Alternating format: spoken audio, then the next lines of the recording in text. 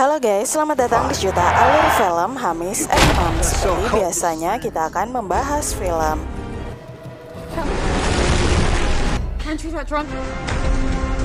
Kali ini film terbaru yang mengangkat kisah bajak laut.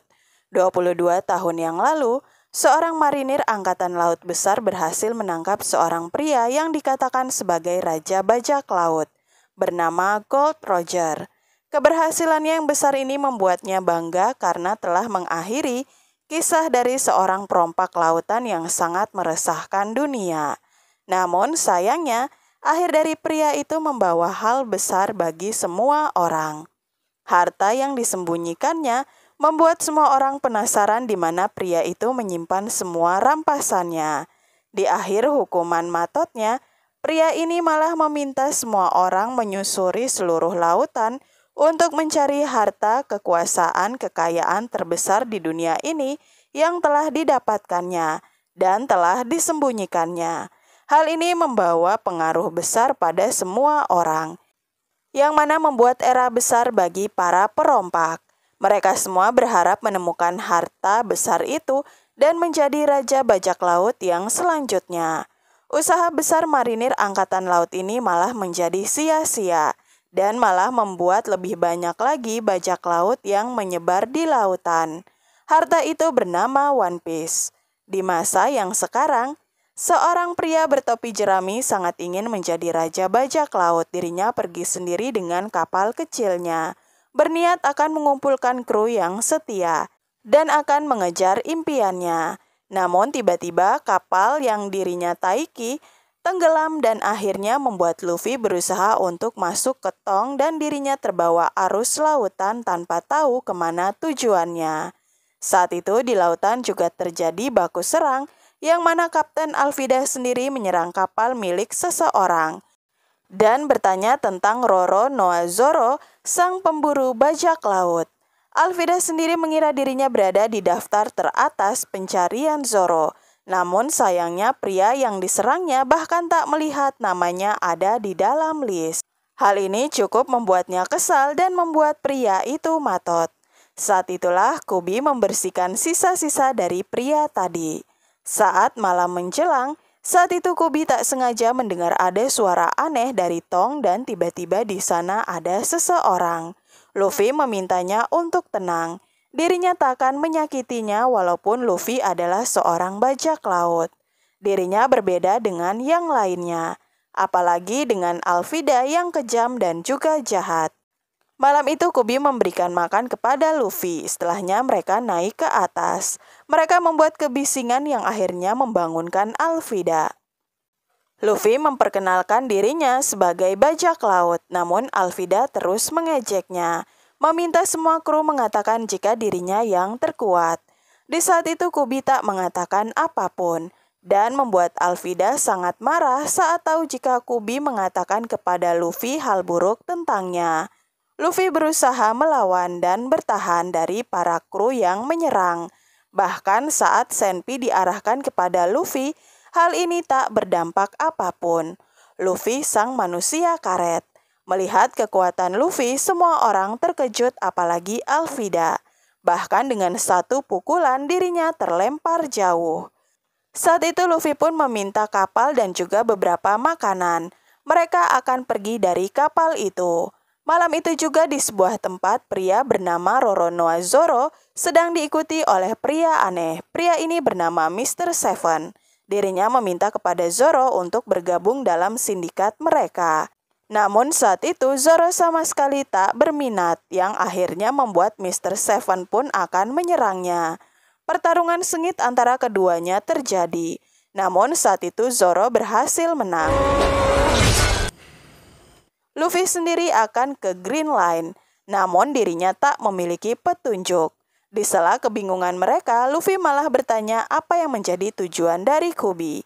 Awalnya Kubi malu dan berkata dirinya ingin menjadi marinir penjaga keamanan angkatan laut. Luffy sangat mendukung hal itu, selama Kubi sendiri yang menentukan hidupnya. Di sini dirinya pun membuat rencana akan datang ke markas marinir terdekat dan dirinya akan mengambil peta untuknya dan Kubi bisa menjalankan cita-citanya sebagai marinir. Dalam perjalanan mereka ini, Kubi juga penasaran bagaimana Luffy bisa menjadi manusia karet dan kenapa dirinya tak seburuk Kapten Alvida yang menakutkan. Luffy mulai bercerita jika orang yang dirinya kenal memiliki hati yang baik. Saat dirinya kecil dulu, Luffy sangat menantikan kedatangan dari sang pria yang begitu dikaguminya. Dirinya berusaha meminta kepada pria itu untuk menjadi krunya. Namun Luffy belum cukup mampu. Karena kesal, Luffy pun berani menggores pipinya sendiri dan mengatakan jika dirinya tak takut. Dirinya adalah bajak laut. Luka di pipinya menjadi tanda bagi Luffy. Namun Shanks mengatakan jika saat dirinya dewasa nanti Luffy akan mengerti dan siap untuk menjadi bajak laut yang hebat. Saat itu tak sengaja Luffy melihat harta yang dibawa Shanks dan krunya. Di saat itu ada kotak yang menarik perhatiannya dan ternyata itu berisi buah yang aneh. Luffy memakan habis buah itu. Di saat itu juga tiba-tiba datang pria dengan krunya. Mereka meminta minuman namun sayangnya semua telah habis. Shanks berbicara dengan baik dan sopan. Namun pria itu malah membuang minuman yang diberikannya. Bukannya marah, Shanks malah tenang dan membersihkan kekacauan. Hal ini membuat mereka menertawakannya, bahkan krunya sendiri menganggap jika kapten mereka tengah dikerjai. Mendengar hal ini, Luffy sangat marah dan menyebut Shanks pria pengecut. Padahal tak semua situasi harus dihadapi dengan kekerasan. Luffy berusaha pergi dan saat inilah Shanks menyadari jika Luffy telah memakan buah iblis. Saat itu Luffy sendiri tak menyadari buah apa itu. Semenjak Luffy memiliki kekuatan karet, dirinya berusaha berlatih. Memakan buah iblis sama saja telah membuat perjanjian dengan mereka. Keinginan Luffy menjadi bajak laut, namun semesta bahkan lautan akan menolaknya.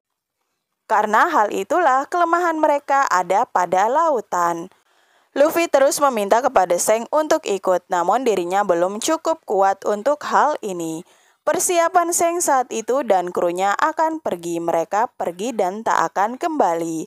Hal ini cukup membuat Luffy sangat sedih. Di lain hal, seorang wanita berpura-pura sedang mengalami kesulitan. Dirinya memancing pria dengan kapal yang lebih besar untuk datang kepadanya. Namun saat mereka merasa akan menjarah wanita itu, ternyata mereka yang tengah dibodohi. Wanita ini kemudian melihat tujuan selanjutnya. Akhirnya Luffy dan juga Kubi sampai di markas Marinir 153. Mereka masuk ke sana dan kemudian langsung mencari makan. Foto Alvida dan bajak laut lainnya terpampang dengan harga dari kepala mereka.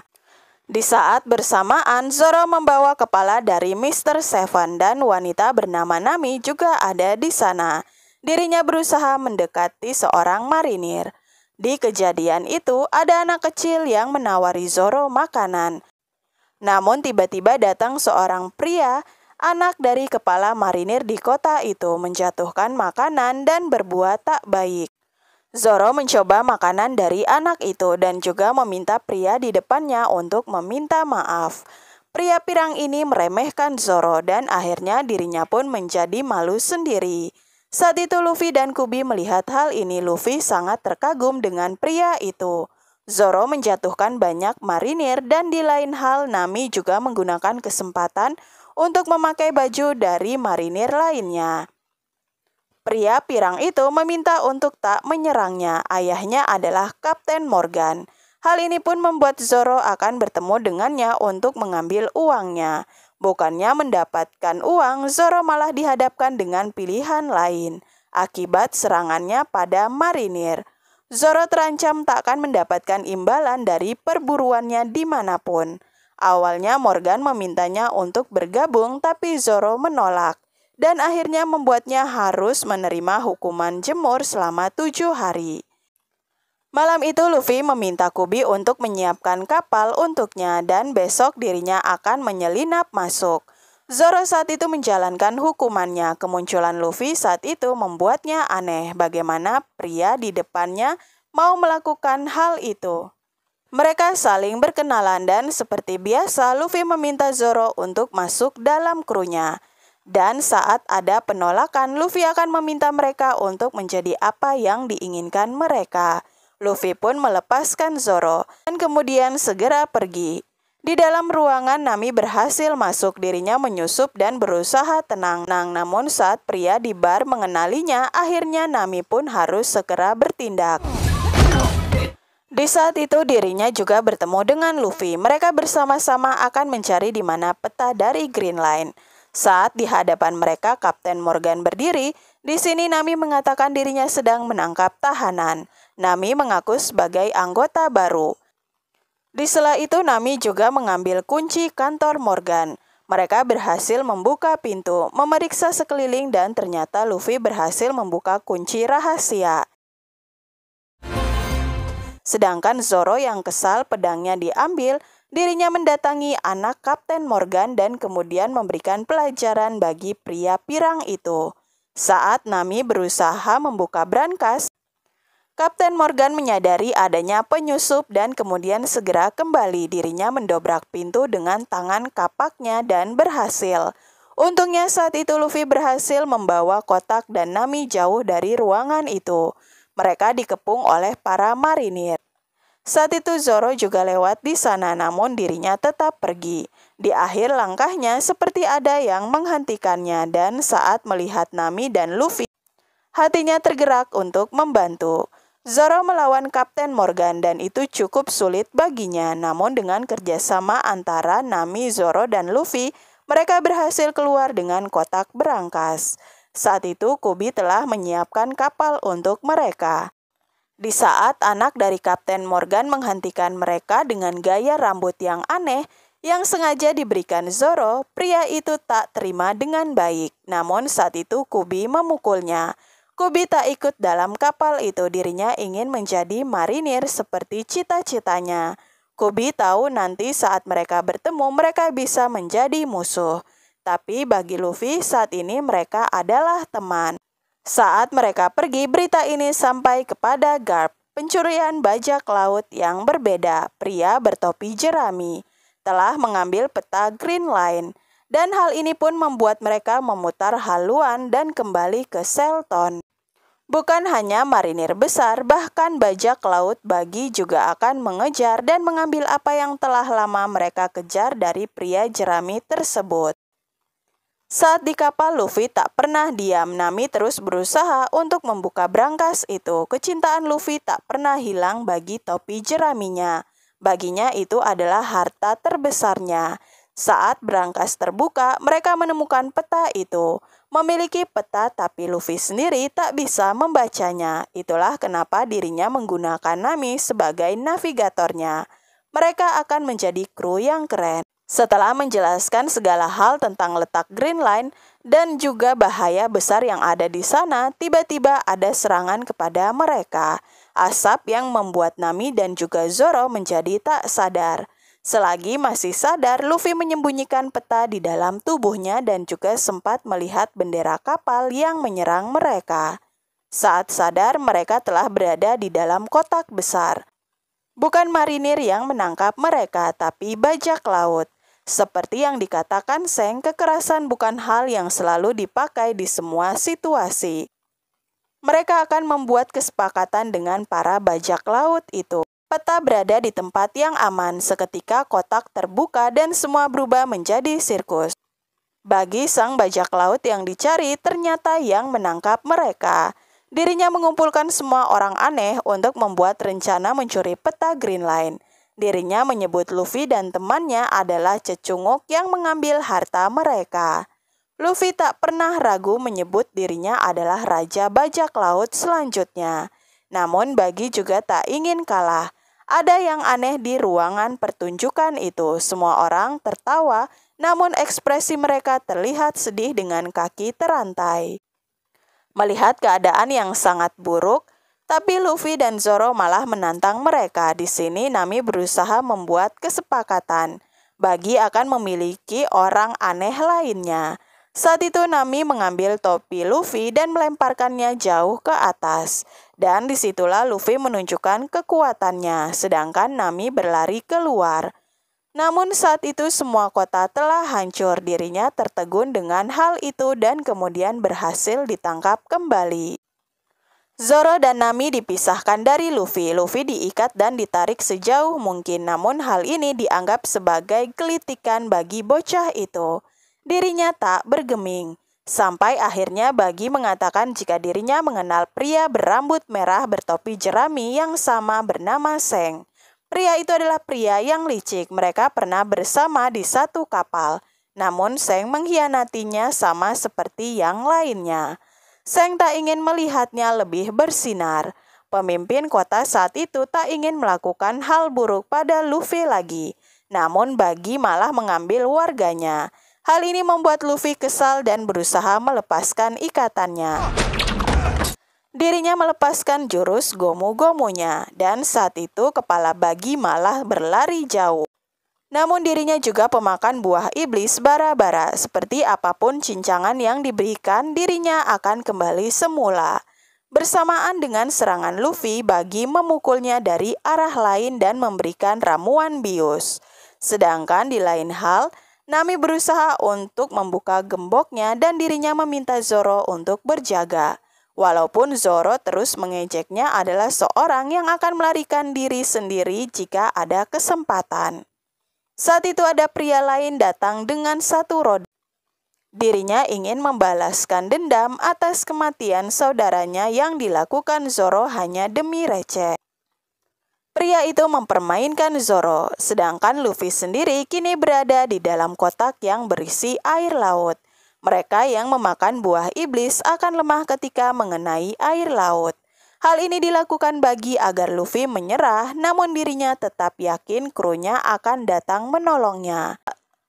Di tengah hal itu, Luffy teringat saat dulu dirinya sedih, Seng tak akan kembali.